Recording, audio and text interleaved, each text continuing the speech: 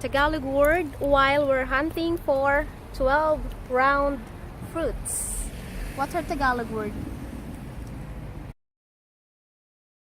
Our Tagalog word, matao. Matao. Mudra, what's matao?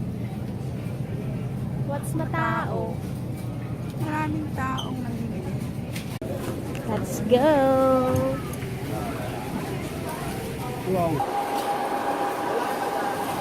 1st of December and here at Urgent Care, sana hindi matao, mama. Done at the Urgent Care, nothing happened. Kanina, when we got there, hindi matao. Now that we got out, there's a lot of people, there's a lot of patients sa lobby. Yeah. Matao. Now it's matao. Matao means, Mudra, your turn. Maraming pasyente.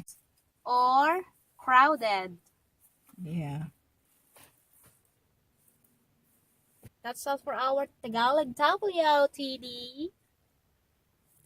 Don't forget to subscribe and hit that bell so you guys get notified kapag may bagong video upload. And also, 2018, thank you guys. Get over 8,000 subscribers and today I found out that I got 2 million views, total views. Wow. Yay! Hopefully, next year, 2019, magkaroon din ng changes sa views and earnings. Wish. Just a wish. Because despite the subscribers I'm gaining, Mudra, I'm still earning the same. Gas money for a week. Babush! Babush! Bye!